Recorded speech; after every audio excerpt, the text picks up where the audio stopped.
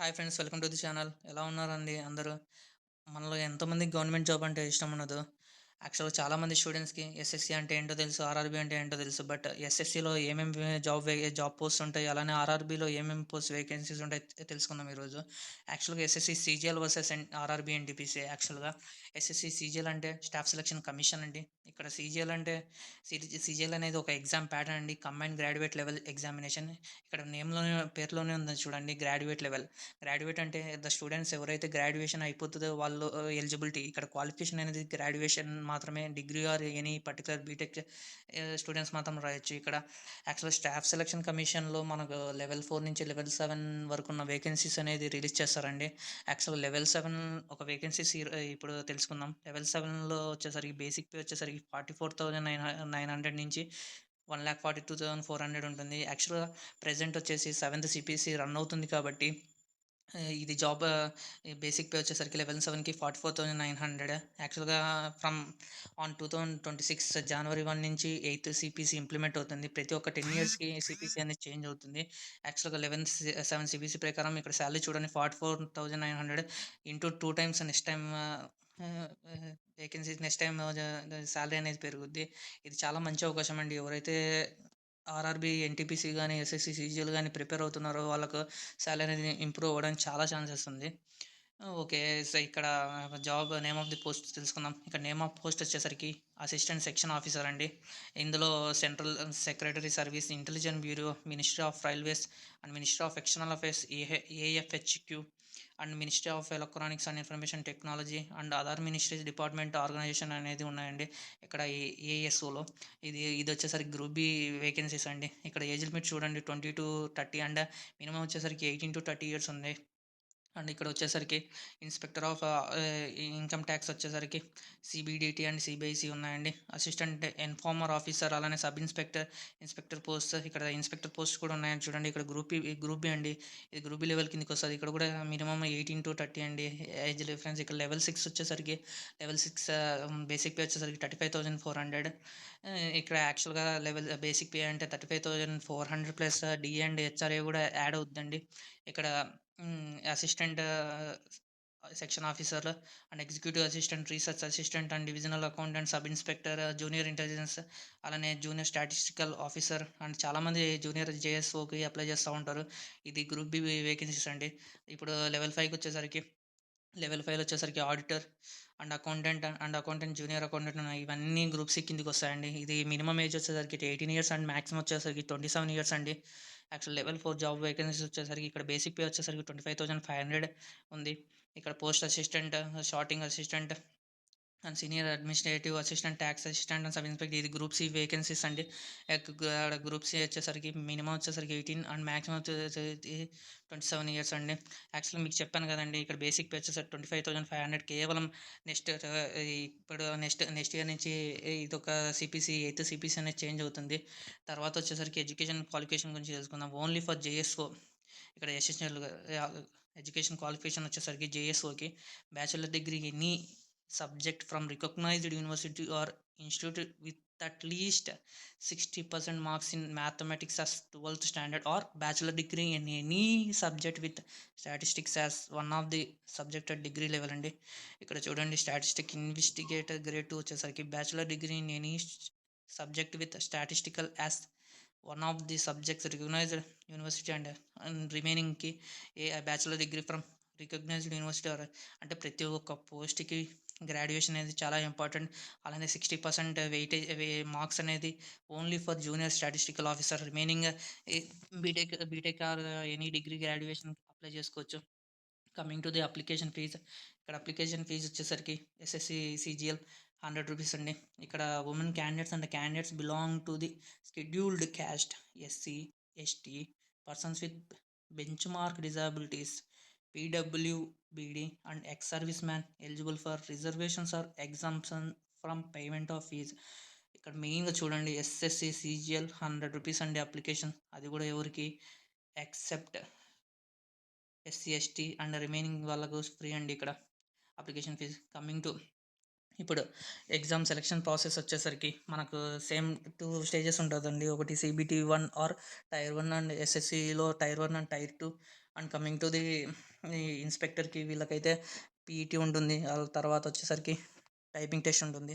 తర్వాత document verification ఉంటుంది. ఇక్కడ టైర్ 1 ఎగ్జామ్ వచ్చేసరికి టోటల్ ఎన్ని మార్క్స్ 200 మార్క్స్‌కండి.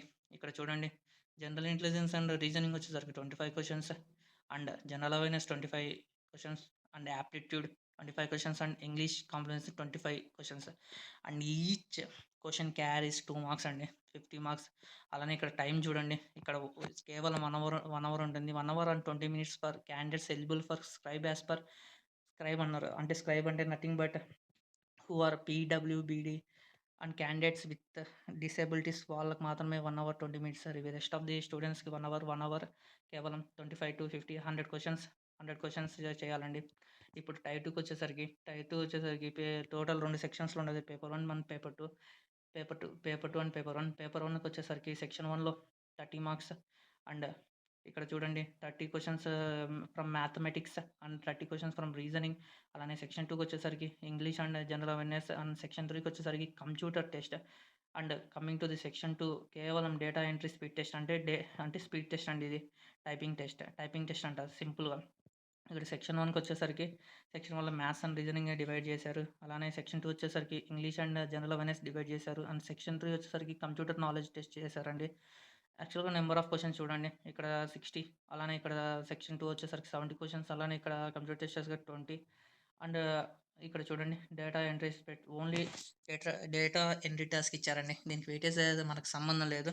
అలానే ఇక్కడ చూడండి ప్రతి ఒక్క question each question 3 marks carry చేస్తుంది. అలానే అక్కడ టైర్ 1లో వచ్చేసరికి 2 మార్క్స్ క్యారీ చేసి ఇక్కడ 3 మార్క్స్ క్యారీ చేస్తుంది. అలానే టైం వచ్చేసరికి 1 అవర్ అండి. 1 hour for section 1 and 15 minutes for section 3 and data and typing test. And coming to the paper 2 statistics. ఇది కేవలం పేపర్ 2 స్టూడెంట్స్ ఎవరైతే పోస్ట్ అప్లై చేసి ఉంటారో వాళ్ళకు some particular post for paper 2 statistics. ఇదండి యాక్చువల్ టైర్ 2. తర్వాత వచ్చేసరికి ఇక్కడ టైర్ 1 సిలబస్ వచ్చేసరికి జనరల్ ఇంటెలిజెన్స్ అండ్ రీజనింగ్ అండి. ఇక్కడ రీజనింగ్‌లో చూడండి టాపిక్స్ ఇక్కడ ఉన్నాయి చూడండి. Intelligence and reasoning, problem solving, analysis, judgement, decision making, visual memory and decoding, statement conclusion, syllogism. The topics are classified symbolic number classification, figures and the semantic and embedded figures, critical thinking and general awareness వచ్చేసరికి questions in this component will be aimed at testing the candidate's general awareness of environment around him and applications, maybe history, culture, geography, economics, scene and general polity and scientific research అండి. అలానే ఇక్కడ యాప్టిట్యూడ్‌కి వచ్చేసరికి ఇక్కడ చూడండి మెయిన్‌గా averages, interest, profit and loss, discount, partnership, business, mixture and alligation, time and distance, time and work, basic algebraic, education of school, various kinds of centres, configures and similarities of triangle, circle and its chords. ఇక్కడికొచ్చేసరికి చూడండి degree and radian measures standard identities. అలానే ఇక్కడ ఇంగ్లీష్‌కొచ్చేసరికి candidates ability to understand correct English, the basic comprehension and writing abilities etcetera would be tested. The questions in part A, B, C, D will be level commensurate with the essential qualification by graduation and questions in part C will be of 10th level standards. ఇక్కడ part C వచ్చేసరికి కేవలం 10th standard అని చెప్తున్నారు. అలానే ఇక్కడికొచ్చేసరికి type 2 వచ్చేసరికి syllabus వచ్చేసరికి మ్యాథ్స్‌లో వచ్చేసరికి చూడండి నెంబర్ సిస్టమ్స్ డైరెక్ట్ ఇక్కడ అక్కడనే మీరు టాపిక్స్ ప్రతిదీ ప్రిపేర్ అవ్వాలి. ఇక్కడ డైరెక్ట్ మీకు సెక్షన్ ఇచ్చేశారు. Number series, fundamental arithmetic, operations and algebra, geometry and mensuration, trigonometry and statistic, probability ఇదండి మ్యాథ్స్ సిలబస్. అలానే టైప్ 2 వచ్చేసి టైప్ 2లోనే సెక్షన్‌లో మనం రీజనింగ్ అండ్ ఇంగ్లీష్‌కి వచ్చేసరికి పార్ట్ బి వచ్చేసరికి questions of both verbal and non verbal. This will be include questions on semantic analysis, symbolic operations and classification, Venn diagrams and number ఇదంతా reasoning అండి. ఇక్కడ number కేవలం ఇక్కడ టైర్ 1కి టైర్ 2 కూడా syllabus same అదే అండి. ఇక్కడ సెక్షన్ 2 ఇంగ్లీష్‌కి వచ్చేసరికి ఇక్కడ చూడండి ఇక్కడ మారింది. Vocabulary, grammar, sentence structure, syllogism, antonymy and their correct usage, spot the errors, fill in the blanks, synonyms, formings, antonymy, spellings etc. will be given in the question. Both will be at least one paragraph should be simple on the based on the book or the ఇది తర్వాత screen shot అనేది తీసుకోండి ఇక్కడ syllabus గురించి. తర్వాత వచ్చేసరికి ఇక్కడ syllabus వచ్చేసరికి computer awareness, computer and statistics ఉంది.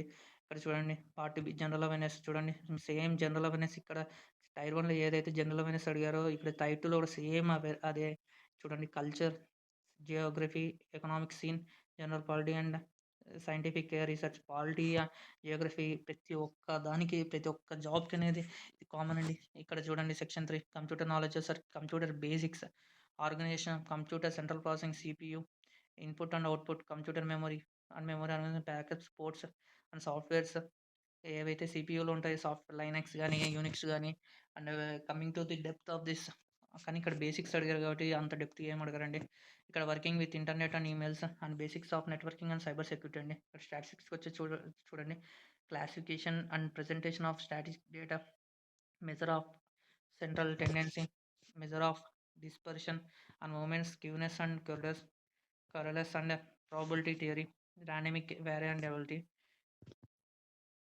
ఇక్కడ వచ్చేసరికి ఫిజికల్ టెస్ట్ నేను చెప్పాను కదా.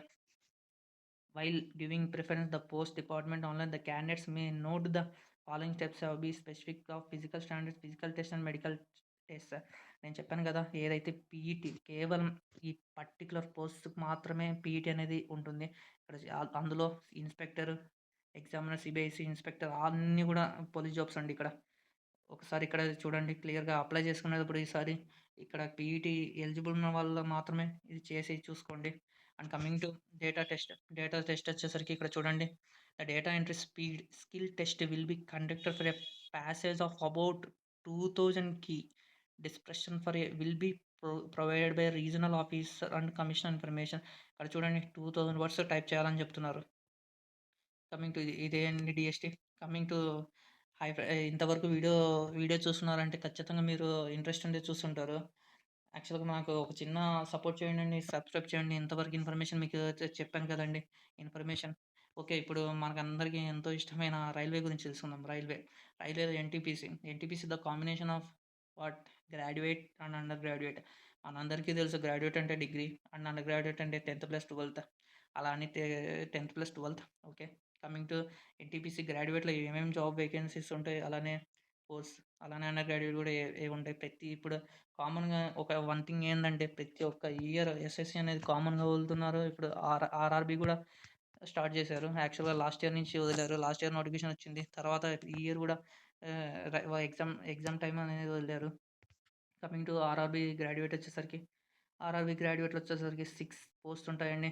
అందరికీ ఫేవరెట్ సీసీటీఈఎస్. ఎంతమందికి ఇష్టం లేదండి. చీఫ్ కమిషన్ టికెట్ సూపర్వైజర్, అలానే స్టేషన్ మాస్టర్, అలానే goods right manager and junior account assistant and senior clerk cum typist, traffic assistant. మనందరికీ బోర్ కొట్టుండొచ్చండి ఇంతసేపు ఎంత చూస్తాను. బట్ ఒక వేకెన్సీకి అప్లై చేయాలన్నా కూడా మనకు ప్రతిదీ డీటెయిల్‌గా తెలుస్తేనే కదండీ మనం అప్లై చేయగలిగేది. అందరూ గుడ్డిగా చెప్పారనేసి అప్లై చేస్తుంటాం. బట్ మన డీటెయిల్‌గా తెలిస్తేనే కదండీ మనకు దాని యొక్క ప్రొసీజర్ ఎలా ఉంటుంది, దాని కథ ఏంటని తెలుసుకోవచ్చు. అలానే ఇక్కడికొచ్చేసరికి చూడండి, ఇక్కడ బేసిక్ వచ్చేసరికి లెవెల్ 6 అండి. కమింగ్ టు ఎస్ఎస్‌సి అక్కడ లెవెల్ 7 అనేది హైయెస్ట్ లెవెల్. ఇక్కడ చూడండి, అక్కడికి ఇక్కడికి తేడా ఏంటంటే మెయిన్ మెడికల్ టెస్ట్ అండి. మెడికల్ స్టాండర్డ్స్ ఇక్కడ ఉంటాయి. అలానే కమింగ్ టు అండర్ గ్రాడ్యుయేట్ వచ్చేసరికి same commercial cum ticket clerk. ఇక్కడేంటి chief commercial cum ticket supervisor. ఇదేంటి లెవెల్ 3 అండి. Account clerk cum typist, junior clerk typist and train clerk. ఇక్కడ వచ్చేసి చూడండి ఇనిషియల్ పే చెప్పాను కదండి ఆల్రెడీ లెవెల్ 3 అనేది 21,700.